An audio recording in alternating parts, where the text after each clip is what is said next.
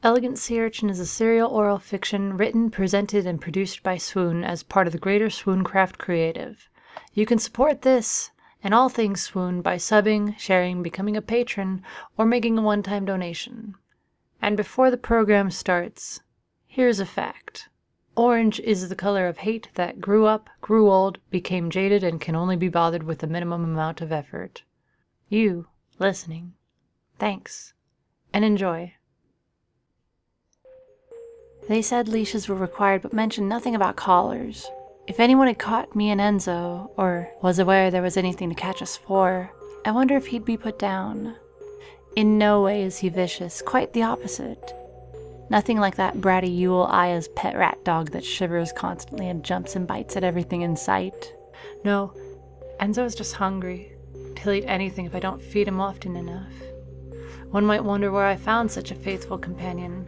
It was back behind the mess hall. I decided to take an extended lunch. Maths wasn't doing anything for my future anyways, and I have no answer to what I plan once I graduate and school. Grandma thinks I could manage a hazardous materials plant or something, but personally I still don't know. I do know that the most important day of recent history I had the perfect time of noon where the sun shines purple and showers the world in velvet. Everything is cold and nothing feels like it'll be okay ever. Ever. And wrapped in that creamy velvet feeling, in the sparkling shade, I suckled softly on a fist of punch with not quite enough kick. I'd hardly eaten any of the wrap that I brought for lunch, but I wasn't craving seaweed like I thought that morning. That's where Enzo comes in. I felt his steely eyes interrupting my violet shimmering after lunchtime. Maw gape, salivating like this was the first time that he'd been introduced to edible things. No matter how shaggy his fur was, I could still see the dimples of his ribs and the knots in his leg joints. So I tossed the wrap to him, the limp thing falling apart as it flopped against the ground. Two things happened as I closed my eyes, suckled, and adjusted to how I laid. The wrap was gone. All the scattered bits, everything of it vanished. And, eclipsing the purple afternoon, Enzo stood over me, panting, his quivering breath on my face, cold sticky saliva dribbling on my forehead and cheek. The smell of his mouth was not of my wrap. No seaweed or spicy mayo even hinted in the coal and rotted egg stench that overtook my senses. More than his stink, his piercing silver eyes locked mine like only ferals do. I finished my fist of punch that didn't have enough kick, and told him, "Hope you enjoyed my lunch, buddy."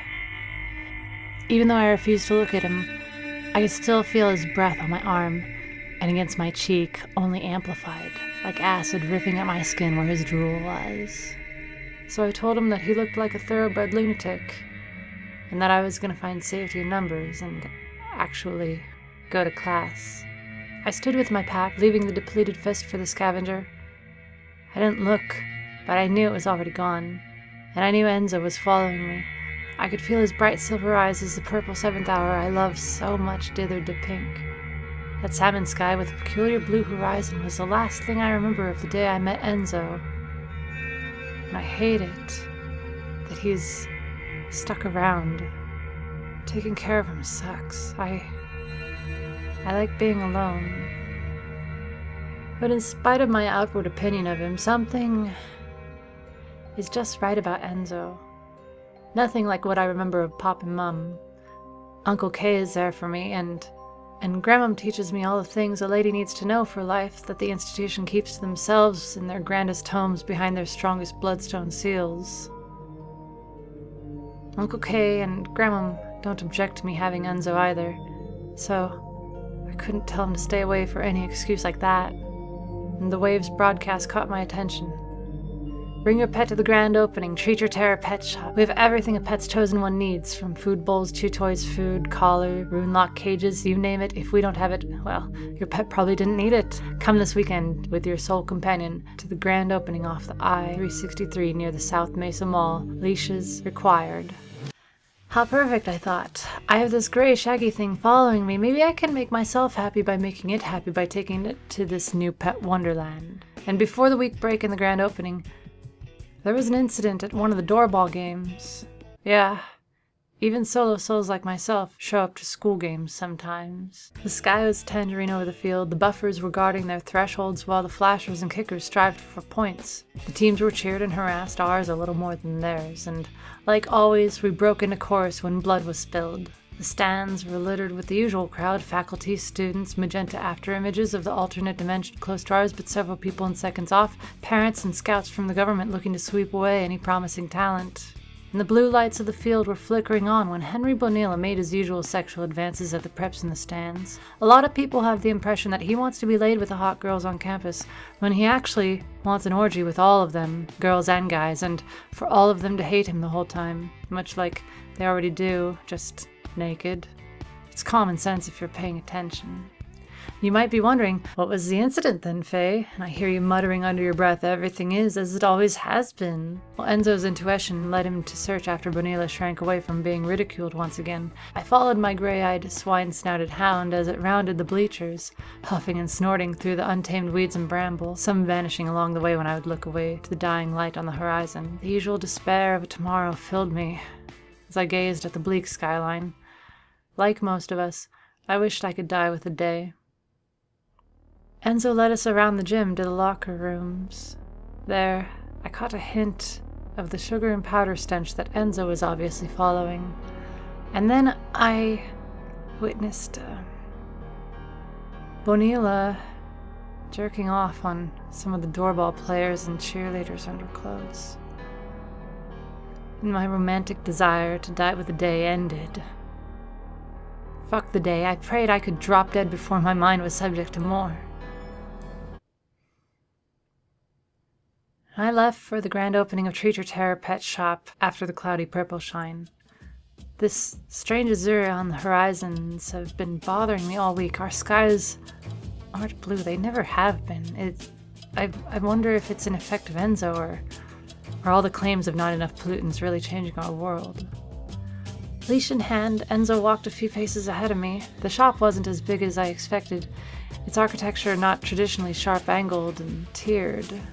It was rounder and rather squat. I waved for the entrance runes to open, but after a few moments I realized there were no runes. Enzo and I were simply inside.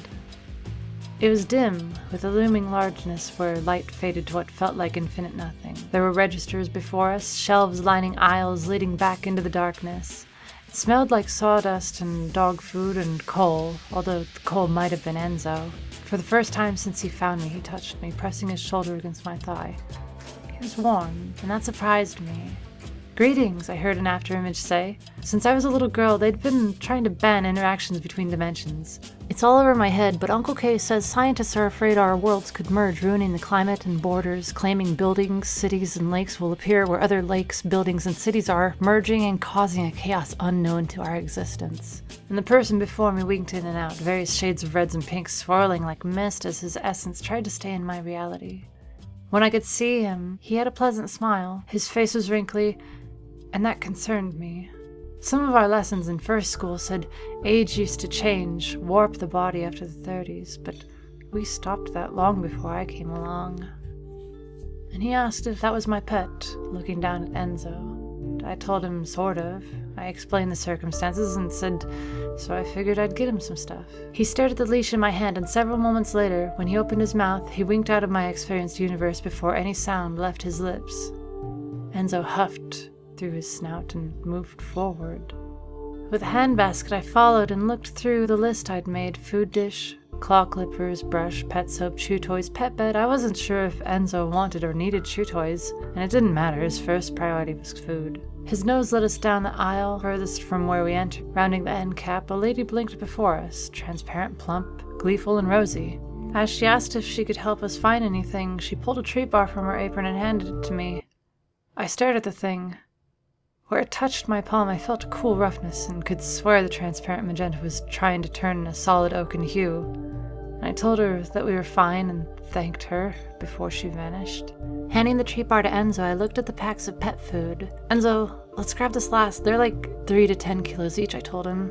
Enzo stared at me with his steely eyes, but I rolled mine and moved on to the next aisle. It wasn't until several minutes later, and I had gathered everything that wasn't heavy, when I realized Enzo wasn't with me. I stood confused. He had just picked out a plush cart on the toy aisle. Suddenly, a man appeared, pink mist swirling around him. "I told you leashes were required!" "Freeze it, mister." I held up the leash and shrugged. "Go get your dog and get—" The red vapor around him, as he vanished, only seemed to amplify the anger he was showing. I hurried to the food aisle furthest from the door. "Enzo!" When I turned the corner, I saw my companion laying on the floor, content, licking his lips. The aisle was empty. My foulest eldritch god! I don't curse often, forgive me. "Enzo, get up!" I commanded. His eyes were like stars in a black sky, especially under the dim lights of Treat Your Terror Pet Shop. Enzo moved to my side, and we went to the counter. The 2 employees I'd met blinked into my perceived reality and were talking at once. A third man appeared. All were asking what would be done with most of their stock gone. I stammered. They blinked in and out. I shouted, "If you don't have it, then the pets don't need it!" Fragments of their words and elevated voices pierced the veil between our worlds, and Enzo howled a cacophony that rattled all of us to silence. The next moment, Enzo and I were outside, under a tangerine sky. And there was no Treat Your Terror Pet Shop in the empty lot where weeds and vines grew from the cracked pavement. No squat buildings with its round, non-angular architecture, just a rusted fence and trash collecting against it. We ran home. I was shaking, and Grandma and Uncle Kay gave me queer glances as I hurried to my alcove. I could hardly breathe, and I felt numb, but so alive. Then I realized I still had the handbasket and everything I'd gotten for Enzo. He sat patiently, head cocked, twinkling eyes on mine. I laughed, gave him his car plush, and called down the corridors, "Grandma, can you pick out food for Enzo next time you're out?" We kept everything, the handbasket and its logo, the only reminder that the pet shop had ever been. Until sometime that evening, when I wasn't looking, it vanished into the ether. Bizarre as it is, since that day I haven't basked in the bleakness of our world. A life companion.